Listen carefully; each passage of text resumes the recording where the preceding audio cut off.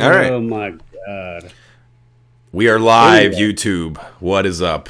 Live. I'm waiting. I Now don't we, hear us. Just now we wait. got no. Now we got no yeah. energy. Oh yeah. We gotta wait 2 seconds here. All right. Okay, do you hear me now? How Oh, about it now? works. are live, YouTube. Oh, there you go. Oh, God, Dave sounds like such a chode. Yep. Fuck you. It's every day. Hey, what's up, YouTubers? How's it going, man? Dude, what a week. Good, great, grand. Yeah. About to- COVID running rampant. Yep. Yeah, and now we have this new strain that makes it even more communicable. Yeah. Fantastic. It's in Colorado, dude. It's on your land, fossil. And San Francisco. Oh shit. It's in San Francisco.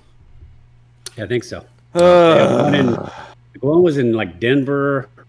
Somebody in I think it was San Francisco. Does it we have can't the get same symptoms, or what is it? What does it do? It's the Well, same. It's just it's transmissible. It's easy. It's easier to be transmitted between. As far as we know, the vaccine that's out there still protects from all of that shit, right? Correct.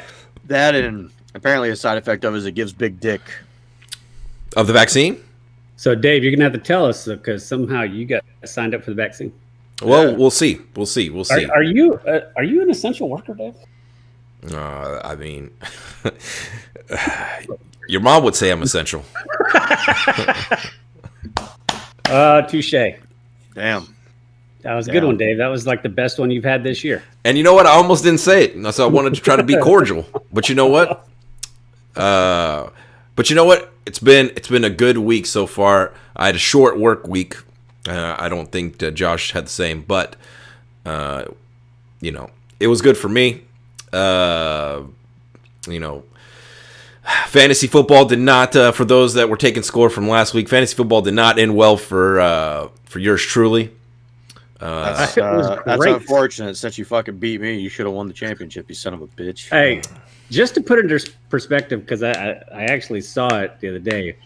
Me and Dave ended up in the Super Bowl. Dave beat my team earlier in the year, By a lot. 166 to 63. He beat me by 103 points. That's too bad. Too bad those games don't go together.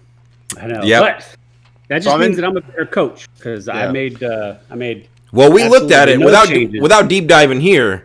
We did look at it, and Jason and I were one of the were some of the coaches that made the fewest moves throughout the season. Josh, you took the award, believe it or not, for the most transactions in our fantasy league with 30, I believe, was the final tally.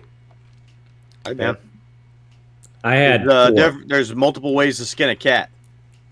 I had Or four. don't do it at all, you know? Yeah.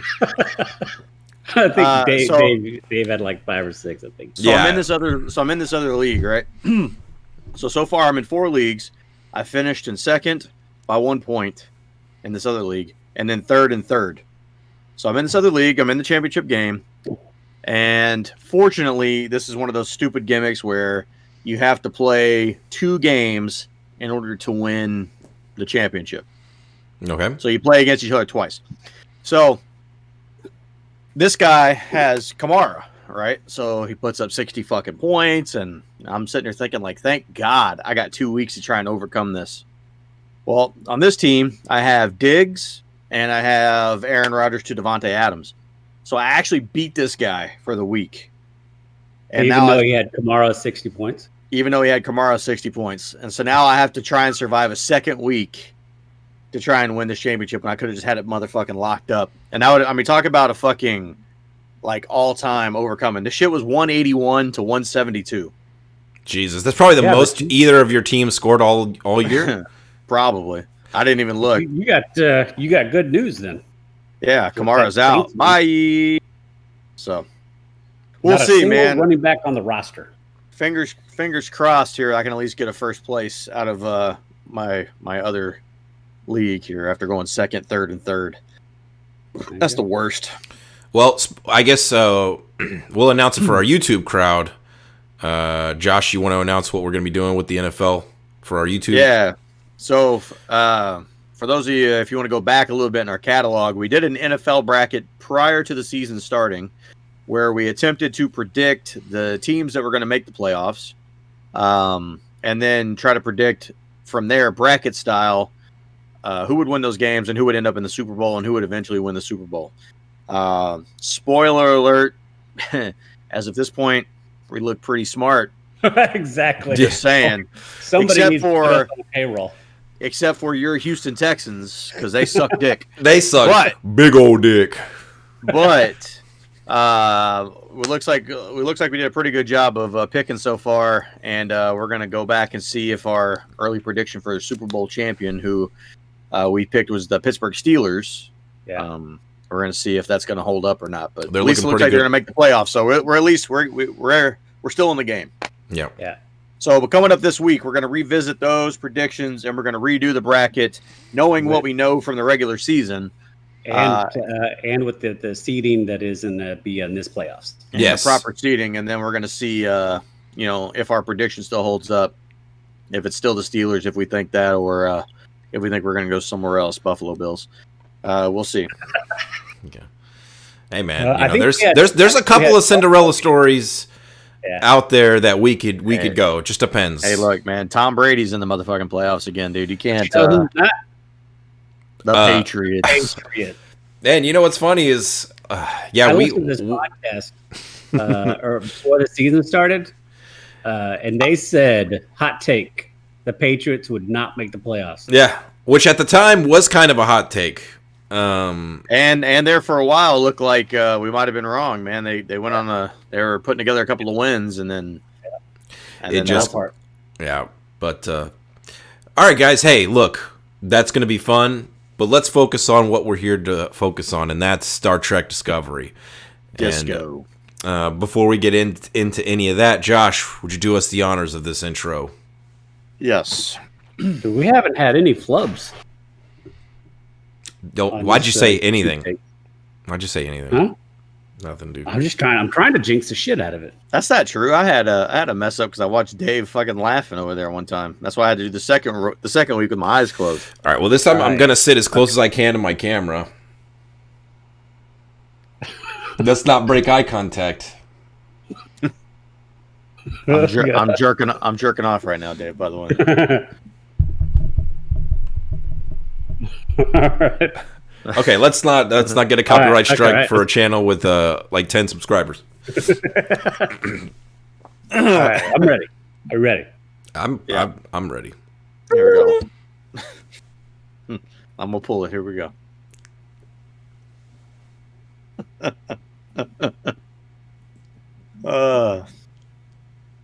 Hello and welcome to. Fucking Dave. What the fuck was that? I just want to see if I can get you on that slow look. Take one. Got him. All right, we're done. I'm done. All right, I'm going eyes closed now. For real. Let's do it. Hello, and welcome to Three Guys and a Mic presents Star Trek Discovery Season 3, presented by CBS All Access. I'm your co-host, The Human Dart, along with... Jason Tsunami. And David Disaster. Dude, you know what I miss you saying? I miss you saying, welcome to Three Guys and a Mic presents the worst season of Star Trek Discovery in the history of time. Dude, Man, I mean, look, it is, but I'm not as mad this week. I'm not as mad. I would say we are now, until I realized that we still had only one episode left and not two.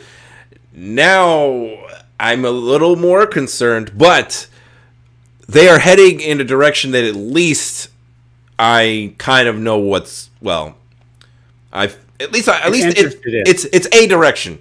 I see something now.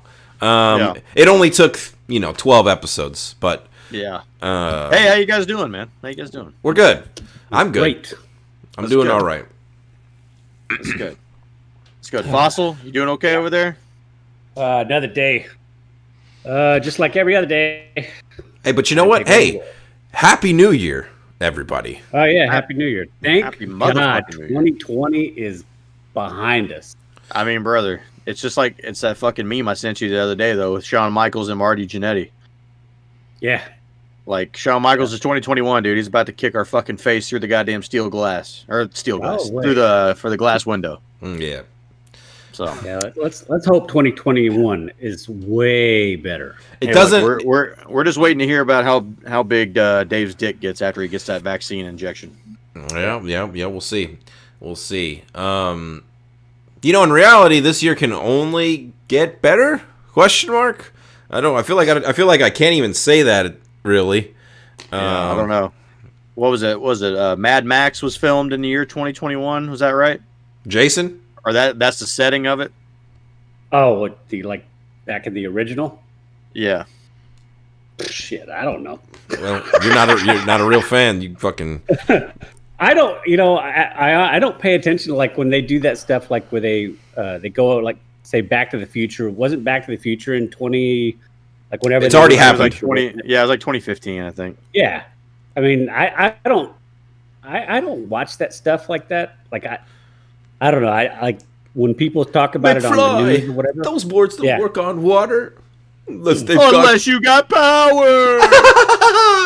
All right. Oh my god. Oh my god. So, anyways, initial thoughts on the episode. Yeah, go, Dave.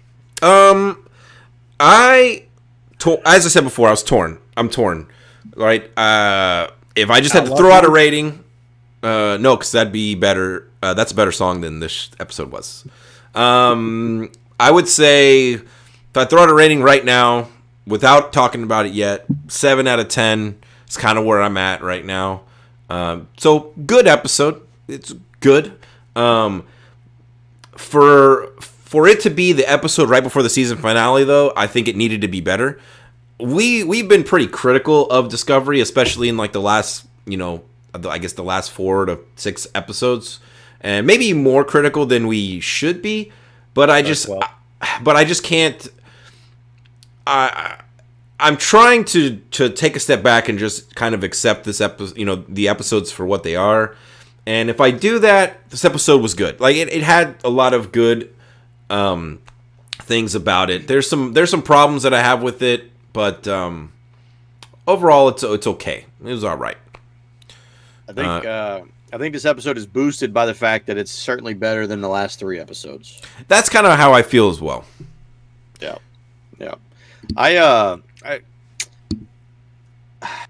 I thought it was a good episode. I was excited at least that there was nothing in this episode that really just made me cringe or roll my eyes that much. I don't know. I was pretty happy about it. I'm actually looking forward to talking about it today. All right. Jason? I have mixed feelings. I still couldn't tell you definitively because earlier when I did I wrote up the little recap, I kind of skimmed through the episode again, and there is good stuff in this episode.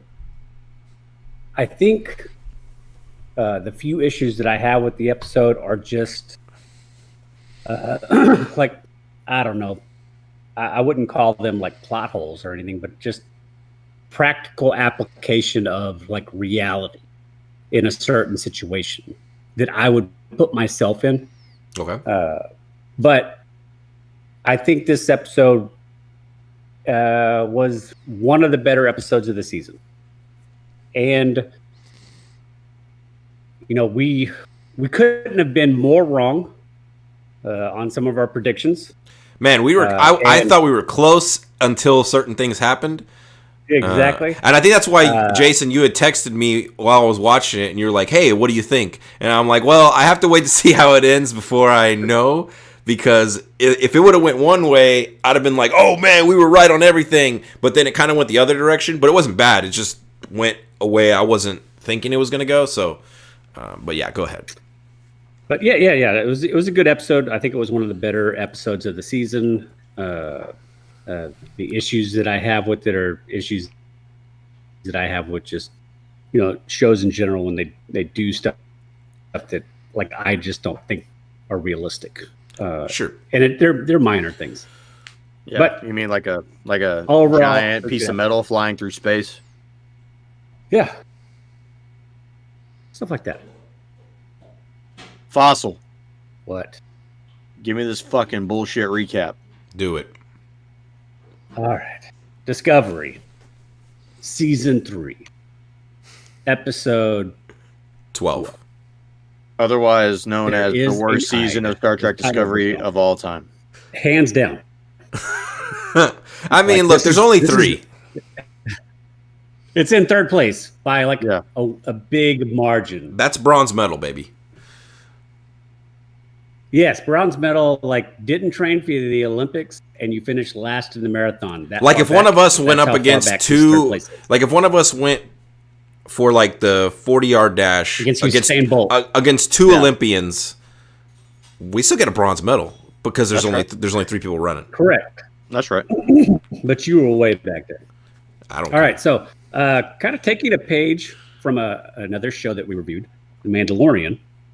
Osira has control of the Discovery with her ship in hot pursuit, firing on the Discovery in an attempt to sneak right through the front door of Federation. I was really confused at first when I saw this scene. I did not realize she was on the Discovery, and I thought somehow the show failed to show us the Discovery crew taking back the ship because of how bad the show has been. Yeah. I literally thought that I was like, what the fuck is happening? Dave, What? whenever you do post production, just go ahead and delete that dumb shit out that you just said. Ah, Dude, fuck. Anyway, our crew is in the holding room under armed guard. And just before the ship slips through the Federation shield, Book and Burnham on Book's ship are able to crash park into the Discovery Bay. I was gonna say penetrate, but that works too. Make it so. deeply. Right into the rear end. That is actually accurate. Yes. Our bad guy from episode 2, I can't remember his name. David Arquette, baby. Yes. David Arquette's back. It's not actually him. the actor David Arquette, but you know. It's fucking diet David Arquette. But he's back, somehow surviving. Oh, Yeah. he's dog shit too in this episode. Killer he Rice. sucks. Really? You didn't like him? Bro, like in the first episode, he's like, look, you guys liked him because he's a badass. But now he's like walking around. He's got a fucking claw over here that like got frostbitten, and he's Osiris bitch. So He reminds me of the butler from Scream, or it's not Yeah. from Scary Movie 2. yeah, watch out for Fanny. Yeah, Okay, well, Exactly. okay. exactly. So now I will say this: he somehow survived the killer ice. We probably will never find out how. No. and also, Osiris saved him. yeah, also he's in charge of Osiris security. Like, I guess we missed that too. What are they called? The Renegades? Renegades or No, regulators. Regulators. yeah, Yeah, Yeah. that's terrible. That only works in Young Guns. See, I'm gonna, like I said, I don't know if we ever missed that, but now he has the comm to Discovery while Osira attempts to broker a peace deal or accord I liked this. with Admiral Vance. What'd you say, Dave? I said I liked this, but I didn't like where Oh, it yeah. ended up. Yeah. In the Spore Drive area, Osiris' top scientist, Aurelio, is attempting to glean the secret of the Spore Drive, which does lead to some very interesting dialogue exchange between him and Stamets. Now, go ahead. Stamets is doing that. He's doing that serial killer thing where, they try to make sure that you're an actual person, that you have a family and people and things like that. So try to make them more sensitive and not want to kill you. Yeah. Now, Book allows himself to be captured so that Burnham can escape undetected with some kind of cloaking bracelet that Book gave her. I only got one. So they were expecting to be a pilot on the ship, so Book had to take the fall. Now, Yep. a lot of the rest of this episode bounces back and forth between the Accord talks between Vance and Osira and Burnham's attempt to retake Discovery, as well as the bridge crew, who of course escaped their capture, to attempt to also retake Discovery as well. Now, Burnham took a arrow to the knee, so she is not her typical badass self. but she is still, although slowed, still making progress. Now, the episode kicks into high gear when Burnham frees Stamets, only to sentence his loved one to death by jettisoning his ass straight into space so that the Federation could retrieve him, because without him, the spore drive... Hold on. This is horse shit. Okay, look. What? We all know that Hugh runs the fucking show here, okay? He ain't gonna die. They're gonna go back and get him in the next episode. And number two, they didn't jettison Stamets into fucking space. They jettisoned him into the fucking bubble. It was space. The space was in a bubble. Well, just to be clear, yeah, I mean, Stamets is not. I think the way you said that almost sounded like Stamets is going to die, but no, I mean, he's getting just tractor beamed into the fucking HQ already. I said jettisoned him into space so Federation can retrieve him. I know, but that could mean his dead body. That, you also made it seem like that Hugh was going to die. Like, come on. Okay, so this is what happened. We all know Captain Saru is going to die, not Hugh. Burnham straight fucked this dude over, drugged him, also gave him the Vulcan mind pinch or whatever the fuck that thing is called. Knocked his ass out because he wanted to go save Hugh. Sure. And she's like, no. But and Michael Burnham decides who gets saved. Because she's going to be the captain of the ship. Because she is going to be the captain. Now. I said that like weeks ago, by the way. Yeah. Now, then the entire Accord talks fall apart. Because of one little problem. Really into fuck all, but what? It said the whole thing falls apart because of one stupid decision by Admiral Vance, which I'll get into. Yep. Fucking. Now she basically tells Admiral Vance to go fuck yourself. Yeah. Throws him the deuce and heads back to Discovery. Now she's pissed and she ain't fucking around. She executes Ren. Oh, it's so good. Right in front of Book. Just fucking Men in Black style. Yeah. And in front of the scientist guy that thinks that she walks on water. Exactly. Which really, like what they tried to do is like clever foreshadowing, because see, now he sees her who she really is. But if you weren't paying attention, you might not have caught that. It's kind of like the guy who's like, yeah, I could take you across this fucking water planet. Oh man, I was genuinely shocked when they fucking double turned him. Hey, Dave. Yeah. Osira is on Discovery. Anyway, stupid. So the bridge crew. Dude, if I had eyebrows, I'd care. Oh my God! Now the bridge crew is armed and unexpectedly helped by the 3 repair bots that have been inhabited by the Sphere data. Oh God! To take back this ship, and that part is where we end the episode. Are you telling me? It's fine. It's fine. Dave, are you telling me this chode that I'm looking at in this camera right now? You got a problem with 3 stupid droids rolling up, offering some help, and being characters in a show? Tell me more about how you got a problem with fucking droids. Please, tell me!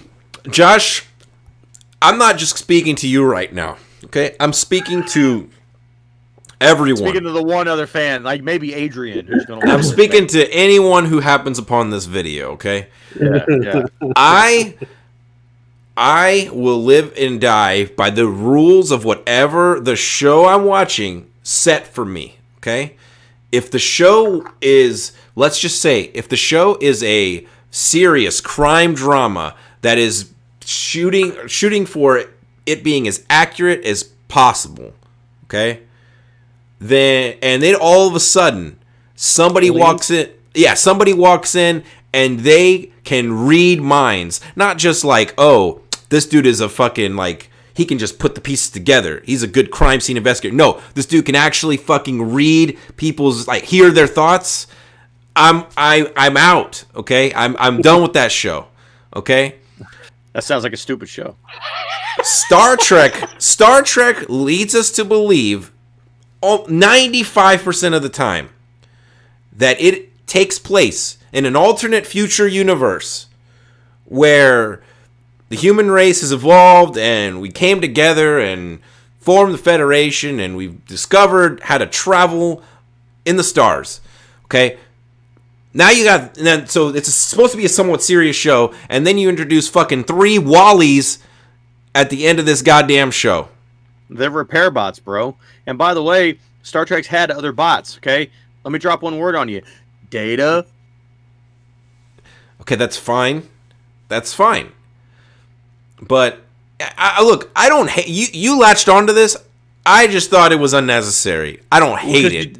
Did you see your stupid ugly face over there whenever he talked about droids? Your fucking non-eyebrow having motherfucker. Dude. You were like, "Ugh." This episode eye-roll bullshit. I wasn't even going to say anything. This episode had bigger problems than the droids. Let's be honest. It's not a problem. The droids are there to save the day. Look, Are the droids named Michael Burnham? Because that was the only person that's saving the day here. hey, look. Do you think there's a world in which Star Trek would allow the sphere data to die in these droids? No. But Because that's the reason they're there. Is because they're the Osiris crew started erasing data. But wait. But didn't they have a whole episode where they couldn't erase the sphere data because it was too sentient? Dave, I'm going to need you to get all the way off my back on this plot point. And they just easily, willy-nilly just started deleting shit. well, they weren't going to be able to delete it anyway, but they didn't like the sphere data. Smart, okay? They said, hey, if they can't delete this, they're going to start asking questions. why trying to wouldn't figure this- out what's going on? And so they said, hey, let's pull the ripcord. Let's get out and hide somewhere. But wait, I'm just saying, And they've shown... three of the cutest goddamn bots you've ever Oh, seen. God. Look, not to go down this rabbit hole, but I'm glad that we did because the sphere data, they're like, I'd have to go back and rewatch some of the season 2, but I thought the sphere data was sentient enough to like actively defend itself, even take over part of the ship in order. Dave. So Because when they were going to blow up. okay, so Discovery, when the and people beamed sphere data in, said no. when Osiris crew beamed in and took control of the ship, sphere data, why didn't it recognize? Oh shit. My crew is in trouble. I'm shutting it all down. I'm shutting it all down. They can't do shit. I don't know how sentient we're talking. It seems pretty fucking sentient in the past I have a thought. Okay. because they needed the show to happen. Well, there's always that, but yes. So let me pull this through All to a different. merchandising. Let me pull this through to a different universe here. Okay, you guys ever heard of Doctor Strange? Yes. Yes. All right, so in Infinity War, Doctor Strange is over on the side having a fucking, he's having a fucking fit while he's seeing the other 14,500,000 possibilities of the upcoming engagement. Okay? Yeah. The sphere data did that, and it knew that letting Osiris crew come and take over the ship and play out this scenario is going to be the way they win. Okay. With Okay. the like that least amount of explanation. casualties. But Ren was just going to die no matter what. So it was just like, Boy, Ren is dead as fuck. Yeah. Ren decided this would be the perfect opportunity for me to stand my ground. Yeah. and he just got zip He just zapped, ate that blaster right to the face. and no, his Boy. whole body exploded. It did. I just love. Disintegrated. Look, before we move on, I just like to say I love how the two Star Wars guys over here are just so upset that Star Trek is now going to corner the bot world. Okay, it's okay. Hey, look, I'm not upset. No big deal. I'm not even upset. As Dave might be. I just felt like you didn't need to put it in these little bots. Like to Dave's point, like the sphere data could have defended itself in certain ways, like within the ship itself. Dude, what if I thought that would be the route. what if the sphere data came out and it was Data? Dude, all I'm saying, He comes around the corner and it's fucking Data in his yellow suit. I'd have been fucking yeah. No, you wouldn't have. and then you would, you know what you would have saw? A text from us saying, Josh, have you seen the episode? And you'd have been like, no, what's going on? Is it good? And I'd have been like, just watch. I'd have just said he's back, and then you'd have been so upset. All right. Well, Okay, real quick. If Over under on the over under on the percentage of chance that this Sphere Data eventually becomes a walking, talking character on the ship at some point in this show's lifetime. 100%. I think it's. No, there. I don't think they're going to go that route. It's already there. No, I mean, I guess technically, you're right, Josh. I guess what I mean is not divided in 3 droids, like a humanoid. I guess a data-ish. Like it becomes Vision. Yeah, basically. is what we're saying. I believe it will go back to the ship. I think it is safer. I think it is safer within the entirety of the ship. No, they could always have a backup. They eventually need this thing to be the big bad, right? Somewhere down the line. No. No, they have the Borg for that. Yeah. That's what I think about your Borg idea. But hey, so look, if Data had been in this episode, that would have been the best scene, hands down. But since he wasn't, Dave, what is the best scene this week? There's a couple. Okay. All right. So last week it was hard to find one. Now you got a couple. I got a couple of. Well, I'm just going to highlight a couple of scenes. So I liked in general. I liked the interaction between the 2 scientists in the spore drive. I liked the Aurelio and Stamets. Yes. Look at Jason. Look at Jason, man. He's flexing over there. He's flexing, dude. Dave was the old man here. Dude, I mean, you can't pronounce him, but you know him. That guy. That guy in the chair and the other dude, what's the thing. Although, I also I like the future wheelchairs. Those are cool. They make you stand up. I'll say this. I'm a little disappointed that 1100 years into the future. They can't just install robot legs in this dude. Yeah. Or Android bottom or something. Or there are like cybernetics. You feel like stem cell research must have hit like a plateau. They couldn't just grow legs for this dude. You know what I mean? And just sew them on. Maybe he's old fashioned. Yeah, he's already talking. He wants to like replicate tardigrades. So I agree. Like I really feel like I'm not kidding when I say like when I noticed he was in the wheelchair, I was like, man, I really thought we'd have this figured out by then. But anyway, I like their interaction. I think again, it's foreshadowing. It's a little heavy-handed, but it's definitely some foreshadowing as far as I think that doctor Aurelio is going to have to make a decision. Right? He's gonna be faced with an what does he do type of decision. I think it's gonna moral dilemma. Correct. So I mean that's how many years of college you got? 10 actually. Goddamn fucking Van Wilder over there. Yeah, but so I like that. It's still warm. Oh god, so good. And then Vance and Osyraa, I liked the peace talks. I think Osyraa really came across like. And I think that I hope this is the intention of the show, but I'm still torn on whether I think she's full of shit or not. Like it seemed as though she was legitimate. Maybe I can't tell, honestly. Yeah, I felt like she knew that she could beat the Truth Bot. Maybe. Well, no, see, but she couldn't though, because when she lied, it caught her. Yeah, but what'd she say? Oh, look, it glitched. Ask me again. Well, I think that's just kind of corny writing. I don't think I'm not reading deep into that. Okay, I feel like that's now maybe I'm wrong. It just felt like she was playing a game and she was trying to beat the system. Okay, let's assume that that's just corny writing and that was just a poor attempt at a joke. That's fine. What is your thoughts on that? Do you think she's full of shit, or do you think she was genuinely trying to... Okay, before I say any more, she's obviously not the leader of the Emerald Chain, right? Yeah, and either is Vance. Yes, we got that wrong.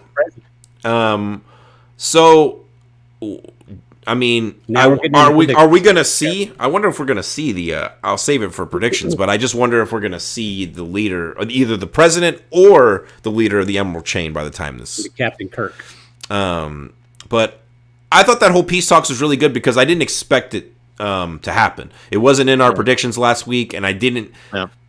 Yeah, we weren't even close. Well, we thought they were already kind of part of a different federation anyway. So, I mean, I don't think we were that far off. I just think we maybe were ahead of the game a little bit on that one. Yeah. And we were wrong on Vance. Yes, it's clear So we far. were.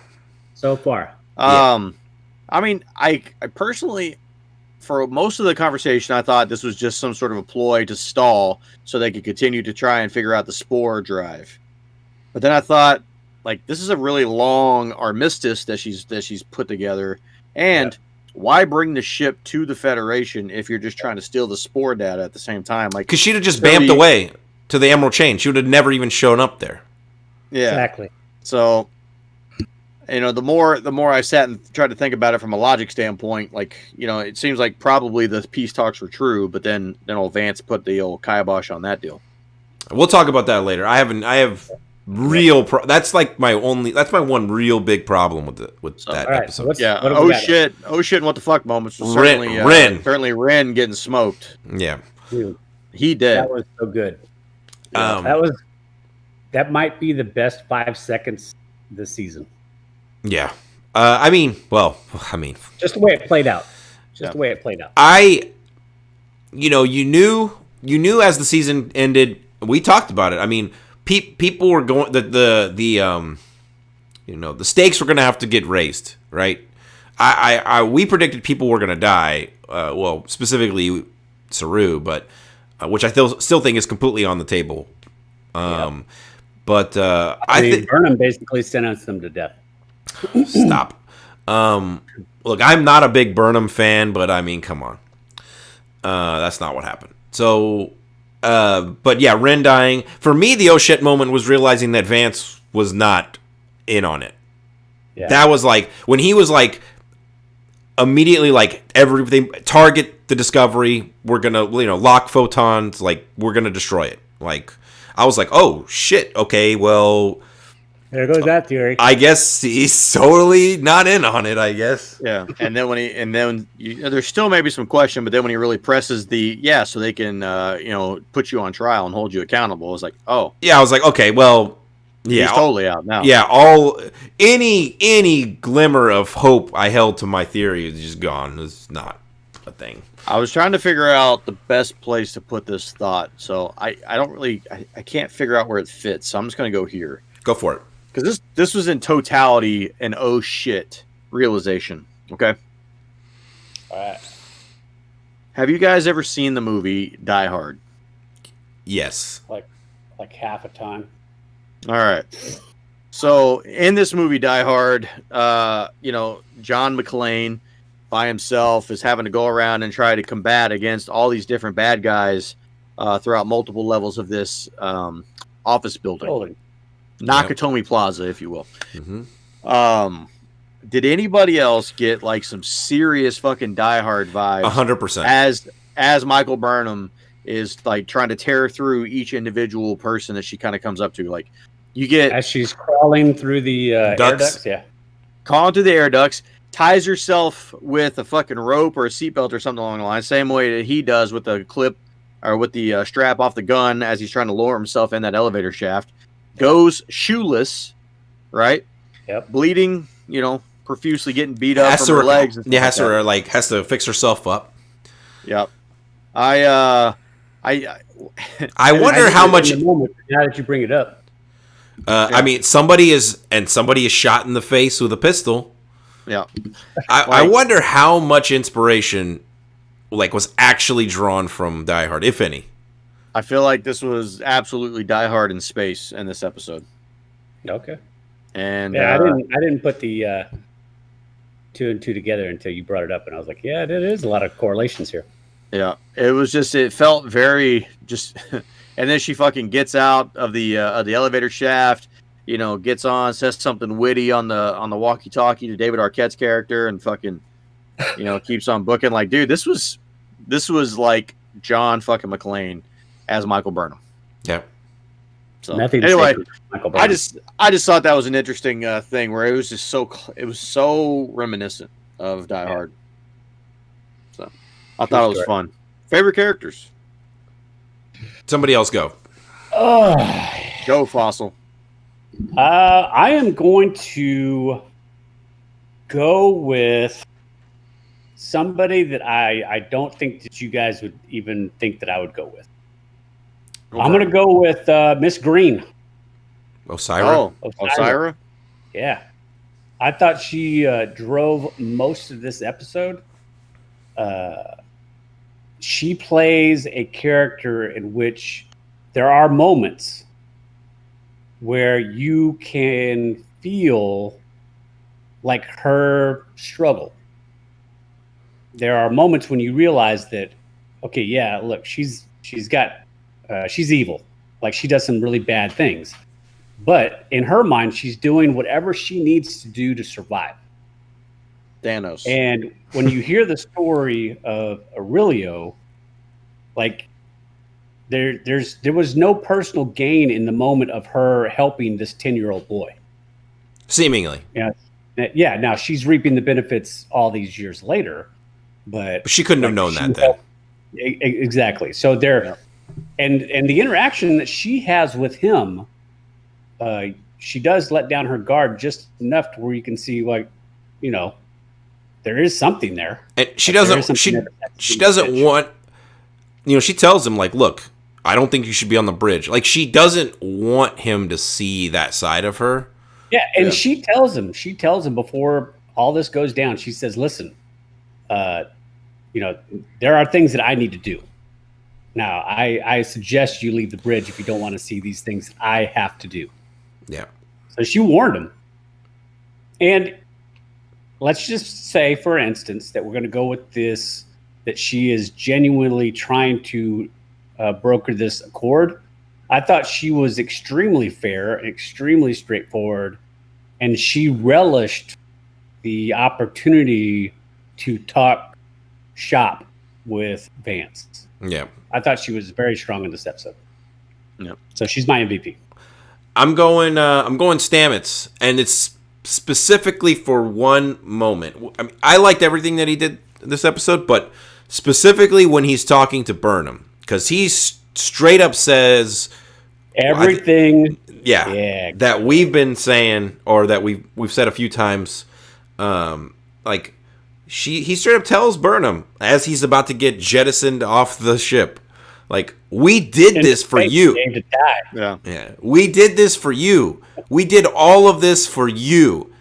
We sacrificed everything. Yeah, we sacrificed everyone we loved.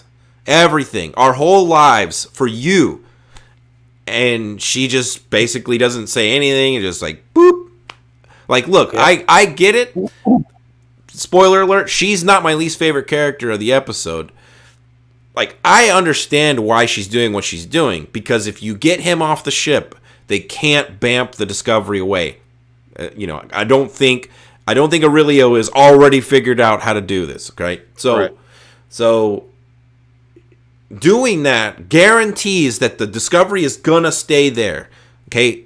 Osira can't, well, I mean, she's still probably gonna figure out a way to get away. But, you know, like, they can't just cheat their way away. You know what I mean? They're gonna have to earn it. So I go Black Alert. Yeah, so I get it, right? Tactically, from a captain perspective, it's the right move, right? Very captain decision. Like, you know, extremely. I'm gonna say, like, almost unbelievably. I could see Jean-Luc Picard making a similar call, straight up, right? So I'm not faulting her for that, but I think she needed to hear what Stamets said, because it's absolutely true, and I don't think the show up until this point had not directly addressed that, at least enough for me. So I'm glad she got to hear that, and I thought it was well acted. I thought it was good. I didn't expect that to come out of him, and I'm glad it got put out there.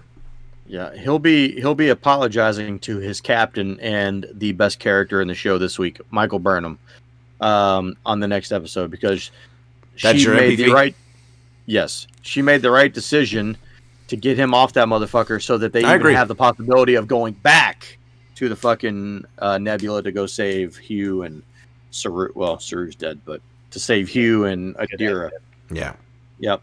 Now I will say, I really enjoyed the John McClane version of Michael Burnham this week, which is why I'm going that direction. But a very close second is Admiral Vance. He had some good interaction. Look, I mean, I'm not saying that like what he did at the end of that conversation was good, but the interactions that he had with her prior to that, like whenever she's talking about tasting the apple, he's like, "No, I don't eat that. It's made from our shit." Dude, that was. I forgot about that part. I had to stop and be like, "Wait, did he? What?" And I rewound that real quick. I'm like, "Yep, he said it." I was laughing so hard. I watched that part 3 times. Yeah. She's like taking that big old bite. And he's like, "Yeah, it's made from our shit."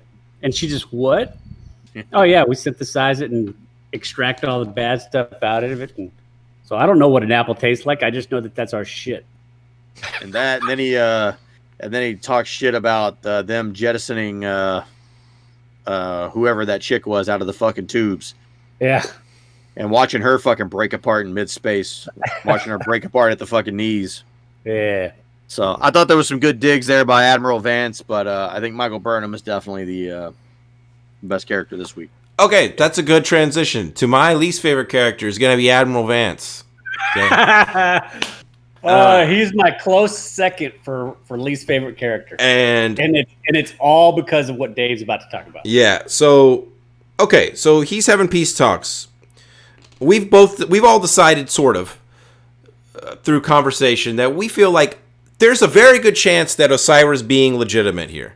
Okay? Yeah. She's genuinely trying to find peace. Finally.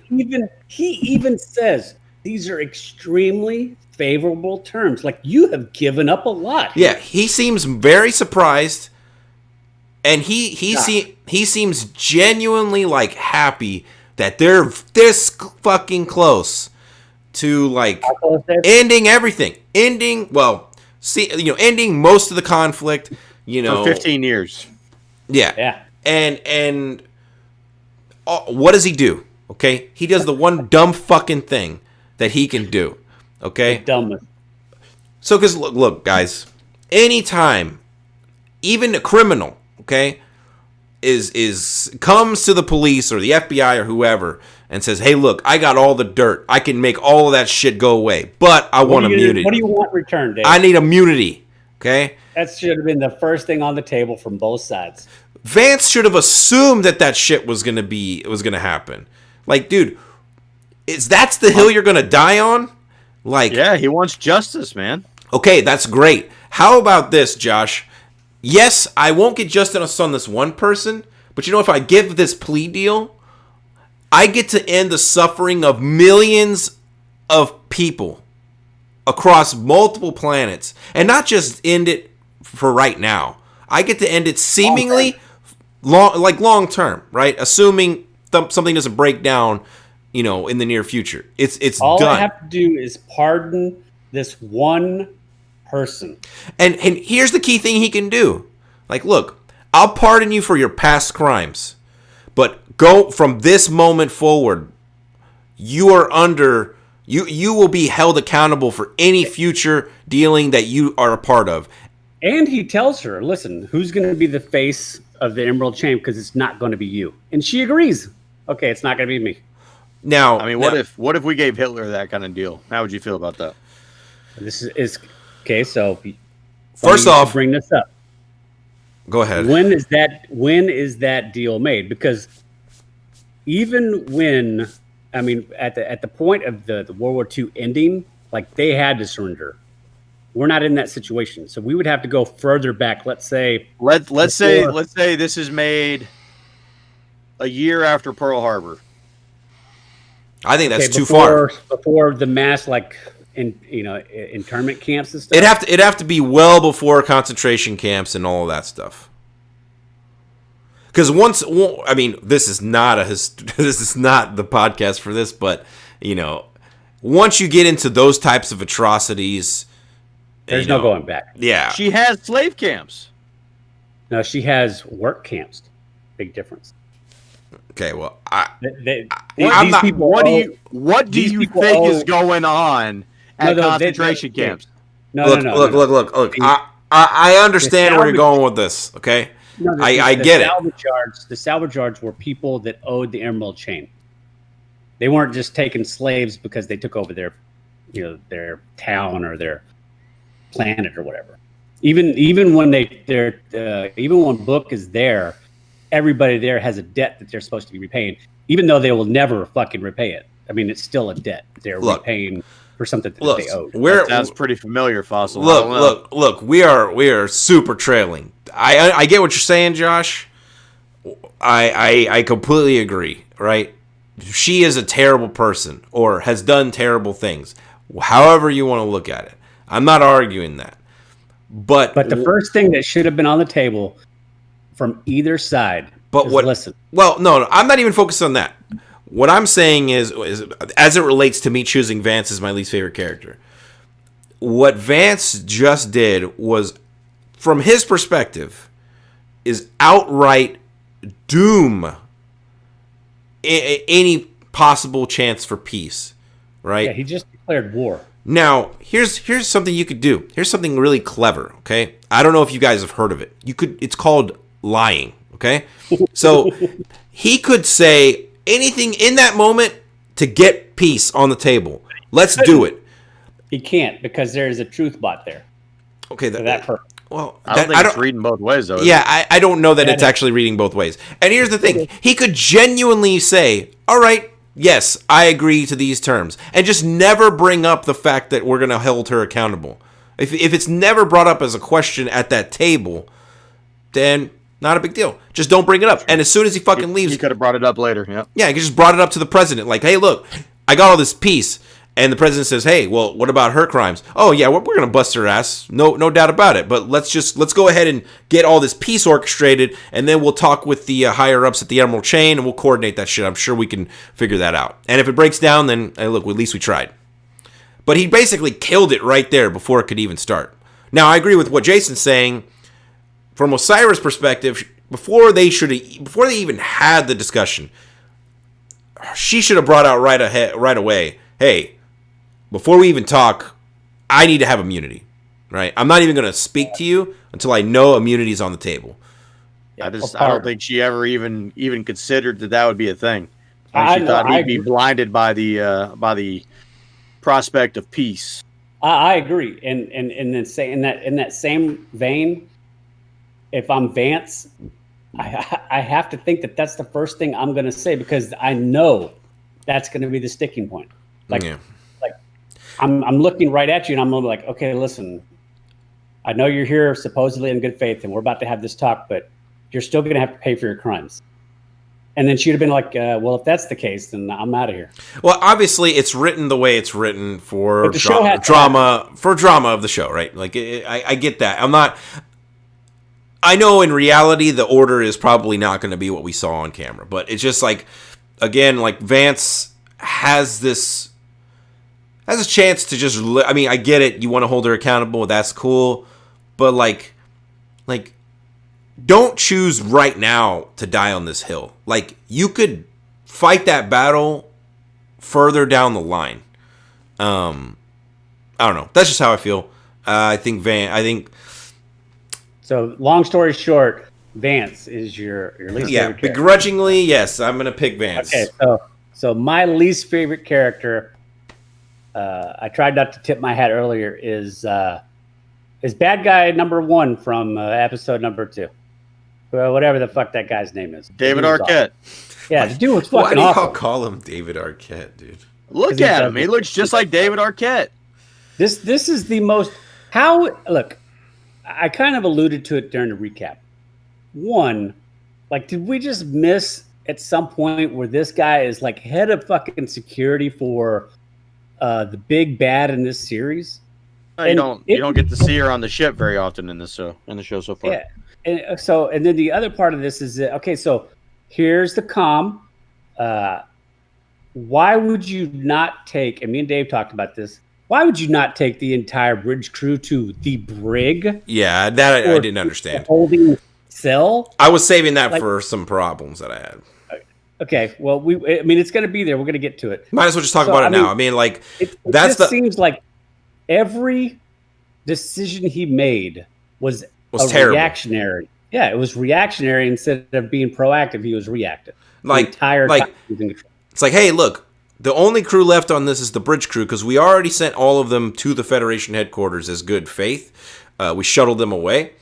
Yeah, why don't I just go ahead? Why wouldn't we just take the entire bridge crew, put them behind the fucking force field in the brig, and that's They it? can't get out. Yeah, Instead, we put 2 goons with them with the guns, standing 2 feet from them. We all knew what was going to happen. yeah. They talked about it actually. They said the brig was malfunctioning. Oh, you know what that I was? That was the fucking the sphere data. Yeah, that was making it malfunction. No, Josh. No, they never said that. I was just joking. I didn't remember that. I was just gonna give you the benefit of the doubt. Wouldn't assume you would lie. I just, You know. like I said, I that guy. I just like. I Look, don't even know why they brought that guy back, hey man, but whatever. I thought he was terrible. He was guys- terrible at the job he was at. You guys know what I like about the Star Trek universe? it's illogical. Ironically, Let me tell you what I hate about some of the things of Star Wars. Okay. Okay. One of the main thing I hate in Star Wars is their use of droids. okay. Okay. Everybody loves C-3PO, R2-D2. I wouldn't say fucking everybody, but yeah, I got you. BB-8, right? All that bullshit. Yeah. And I've always loved the fact that Star Trek has stayed away from it. My least favorite character is the fucking droids. Okay. After that whole spiel earlier, That's right. That's right. The droids After are defending shit. them. I told you they're shit. The fucking sphere data could have gone into anything else. Okay. It controls the ship. This guy here, what a fucking Okay. dude, keeping his cards right up to his fucking chest. I'm over here like dying when Jason is saying the droids. I'm like, ugh. And Josh is thinking the same thing, but instead he uses that opportunity to fuck me. Dude, the droids are shit. They are, What the dude. They're fuck fucking are terrible. we doing? This is the Star Trek universe. We don't use droids. We use androids. Go get me fucking Data's long lost brother. Dude, Put it in Brent Spiner's body and let's go. I'm sorry, I cringed when the droid was like, "Are we gonna take back the ship?" I was like, dude, I was like, aye, Captain. I was like, nah, dude, I'm done. Look, I did like the cliffhanger right there with that part of it. Like I as cringy as that shit was, like I just like the cliffhanger into the next episode. But boy, those droids are shit. God. Yeah. And again, so like what I said earlier, I just felt like the sphere data could have done more being in control of the ship. Yeah, I mean, again, the show has to happen. So I mean, if you go by historical stuff, I'm pretty sure the sphere data in the past could just completely shut down the ship. Like as soon as they tried to go black alert, I'm pretty sure the ship could just fucking just like nope. I watched the whole thing. Huh? Yeah. I really do believe that it's trying to figure out really what is the best scenario.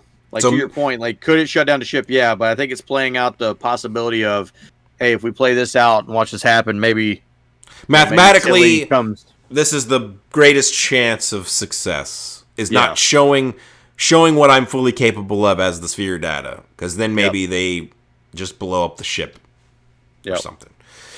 Let's go with that. Even though we all know that that's probably not what's going on. I would say let's go to issues, but I feel like we aired out covered- most of the issues by the time we got here. I actually agree with you. Most of my issues have already been brought up. I'm sure Jason has some random ones that are just there, but I kind of brought them up as we went. okay. You know, like I said, the issues, you know, we kind of went through them as we went. They weren't like, oh my God, they killed the show. It wasn't, you know, the Guardian of Forever. It wasn't that. Yeah, it was just these little things that just kind of add up over the course of the show. That it's just like, why would they do this way? To me, it brought an episode that could have easily been like a 9 out of 10 and brought it down to like a 7. Like this episode could have been really, really good. Ironically enough, I think the episode didn't focus enough on Michael Burnham.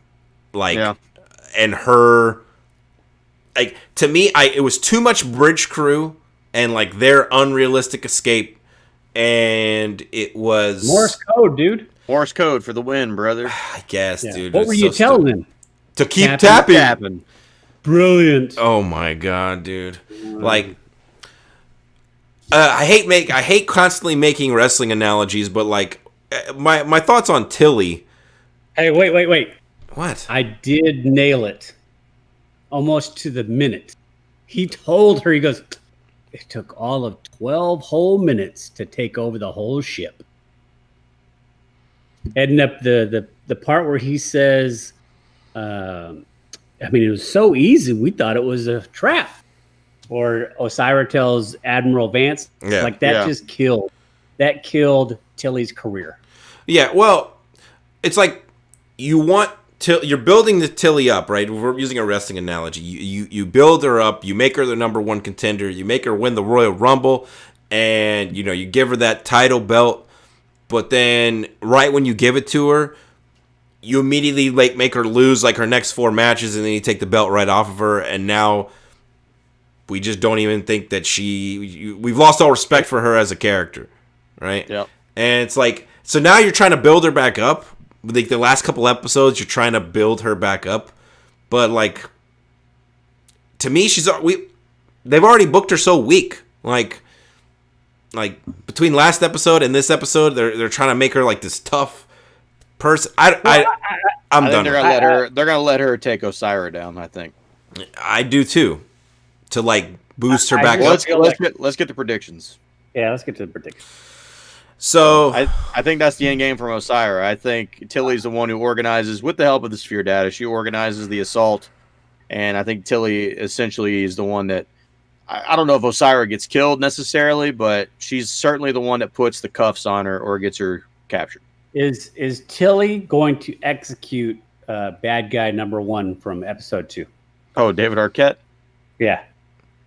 Do you give Tilly a kill? Do you put blood on her hands? Is that he told her? He told her. He said, next time you play to kill.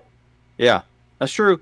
Because Tilly had that interaction with him in the bar, so I think that's a good call. I think she ends up having to kill him. I don't think she executes him. I don't think she's like Samuel L. Jackson in Pulp Fiction over here, but she ain't pulling a Ren. No, she's gonna hit the airlock. I could see it. She'd be like, I don't know. There's already been too much death by airlock here. I think she's gonna pull the trigger. I mean, we're in space. Yeah, I know. So we're also gonna all solidify prediction on Saru dying. Absolutely. Yeah, I'm in. I'm all in on that. Yeah. Although, go ahead. I'm gonna say 90% he dies, 10% something happens and he just steps down. One or the two. Maybe I'm gonna go all in and say he dies. Yeah, I think that's what's gonna happen too. Honestly. Do we get some semblance of like? I'm trying to think how to frame this question. Like the burn happened. That's been the driving force of most of this season. It wasn't even mentioned in this episode. Yeah, we've now found out what caused it. Do we get like an explanation? Some closure, I guess, maybe, or something. I don't know. The problem is that, and this is almost an issue, but I don't want to dwell on it too much because I mean, there's nothing we can do about it. We only got 1 episode left. Yeah, I think there needed to be 2 episodes left. It wasn't until after I finished this episode that I was thinking, oh, like, man, we got 2 more weeks. This is going to be good. I thought we were going to get like a week of them wrapping this up, and then they're going to have an episode where they're going to wrap up the burn situation. But now we have to do all of that seemingly in one shot, which doesn't, which means for me, that means that this Discovery ship thing has to pretty much resolve in like 30 minutes. 15, 20 minutes. Like the first half of this episode is going to have to resolve the Discovery being taken over by Osira. Like it has they got to warp back to the fucking nebula to go down to the fucking thing and save whoever they're planning on saving. Well, they seemingly have to get Stamets back because he's not on the ship. which ironically, the bridge crew took the ship. Well, is in the process of taking the ship back over. So maybe he didn't. They can just warp him back over. Yeah, they have to get him Revive his on unconscious body. Get him on the Discovery. He was warp talking him, when he left. That's right. and I just don't. You know what? This is also a prediction, but what if they leave the burn resolution until next season? Ugh, that'd be so dumb.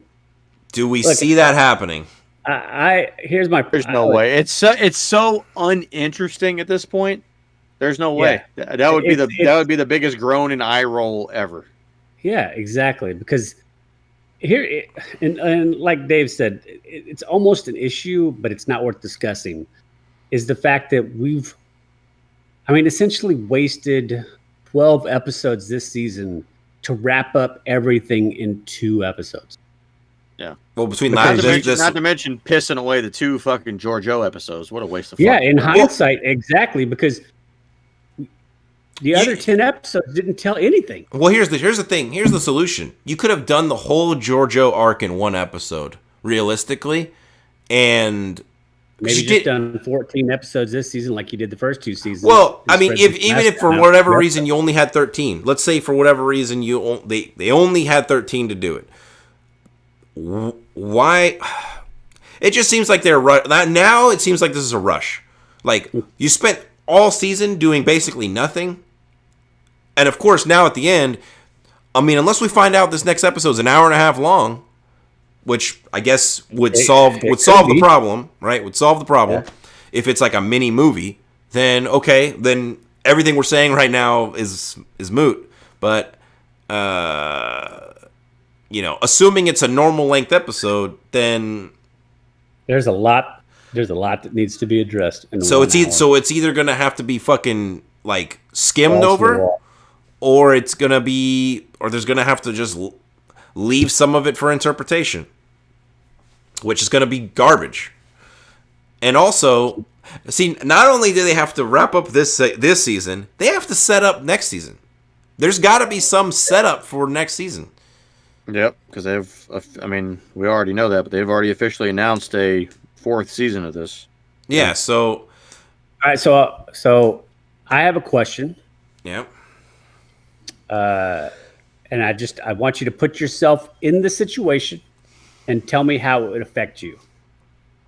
Is there any world in which anybody lives in which the next time Stamets sees Burnham, he doesn't just kick her right in the fucking cunt? God damn. Damn, dude. I'm serious. Like, look, I'm not a big fan of what Burnham did in this episode, and I just don't see a world in which Stamets is anything other than, hey, fuck you, Burnham. Hey, can you go ahead and just type out these PTC reports? And he's just like, go fuck yourself, Burnham. Like at every opportunity. Whenever he's locking lips with Hugh again because of what Michael Burnham did in this episode, he'll forgive her. Okay, nope. I have a prediction. I was saving it, but Jason, you kind of helped me bring it up. I think Stamets agrees to go back onto the Discovery and agrees to use the spore drive to get back to Hugh. But I think the stipulation is that this is the last time he's going to be using it. He will no longer take part in using the spore drive after this. He is not going to be on any ship in which Burnham is in charge. I'm not going to say he's going to leave the ship, okay? Because I don't think Hugh's leaving the ship. So he's going to stay with Hugh and Adira, okay? But I think forward, that I just, like I said, I think he's done being cordial or nice to Burnham. No, I just think he's going to be done being the spore drive pilot, because they've already foreshadowed that a little bit with Aurelio talking about what they can do to pilot the ship. Like they can clone that. They can, like, there's some shit that they can do. So I was trying to see if there was a look into the runtime coming up for the next episode, but I can't find it. So I'm very interested to see how Stamets is going forward with Burnham, because you at this point going forward, you have to know that Burnham cares more about whatever she wants to do over anything that you could possibly care for or desire or want to do. When the last 30 episodes, it's been whatever Burnham wants, no matter who says no, I'll do it my way, do it whatever I want. Well, look, she's going to save the day again in the next episode because... Oh, she is. She is. I just, if I'm Stamets, I just, like, you're done. You're dead to me. But again, Stamets is not going to be upset when he sees the fucking fleet of ships coming from Vulcan to come save the day for the fucking Federation. Yes. I also agree with that. I think the message to her mother is going to come through. That's absolutely going to be the Vulcans coming to the rescue. And how much you want to bet that kid goes with them? Adira? No. The fucking child, the fucking cause of the burn is going to go with the Vulcans.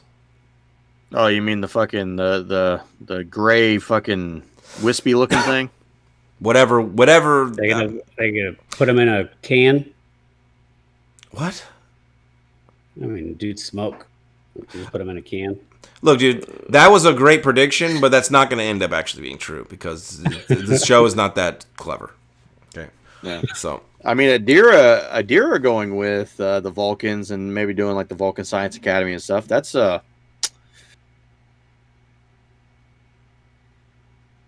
I don't know. I think that might be too much for Hugh. I mean, too much for Stamets. Mm-hmm. For Stamets, apparently he loves this. He loves them like his own child, and it's his child. Like literally everything that he cares about is on that planet except Saru. I mean, he doesn't say except Saru. Yeah, I'm saying it for him. Like Okay. Saru's just the captain of the ship. No, he's not. He's just a Kelpian. I mean, he's just a Kelpian who's about to die on this planet. Exactly. So, yeah, I mean... Hey, man. Hey, but we thought this episode was good. It's nice. It's nice to say this. I'm looking forward to the next episode. I actually am. Absolutely. Because, if for nothing else, I need to see how they're going to fucking piece this shit together. Pull this off in 1 hour. Yeah. Like, I am legitimately concerned because I don't feel like 1 hour is enough to justifiably wrap up everything that's ongoing right now. So I am scared to death that we're going to get some cliffhanger that all of us are going to be like, this is what they went with, the cliffhanger. I mean, there's got to be something that sets up season 4, so I would expect there to be some question left unanswered. But yeah, I mean, but or some introduction of something else. Yeah. Look, I agree. But like today's point, if they're like, oh, yeah, the burn, and that's what it ends on, and like going into the next season, we're still going to be talking about the burn. I'll be super honest with you. I would be thrilled for them to close up every single story of this season and then just starting something fresh next year. I mean, they could have. They technically could have done that this season. They just didn't pull it off well. Didn't. Hey, I agree. Like, I would love nothing more than for them to close up everything, and then next season starts like a year later, or 9 months later, or any time frame later where we can get past all the pleasantries. Well, they kind of did that with Picard. Like, wait, what, dude? We forgot the biggest fucking thing that happened in this episode. What? Michael Burnham told Book she loves him for the first time. Hey, so I think we've successfully completed another episode of this podcast. We sure have, because that was trash. Yeah, I mean, people can be in love, Jason. It was good, man. It was fine. Oh God, made me want to bomb it. She tells him that she loves him in her sleep. Yeah. That was a good moment, man. Book is the MVP of this season. Book's gonna die. I know we're gonna talk about this next week, but Book is the MVP of this season for me. He's been awesome in every episode. As soon as Burnham said "I love you," that motherfucker's she sealed his fate. Oh God. I thought that too. If we start the next episode and he's in like the red Starfleet uniform, like no. He's like, "What are you wearing?" I don't know. This is random crewman number 5's uniform. Then you know he's fucking toast when that happens. Yep. Man. But All hey, right, man, let's get the fuck out of let's here. get out of here. Thanks, everybody. Appreciate it. Look forward to that NFL podcast later in the week. Absolutely. Take Live it long easy. and prosper. Regulation.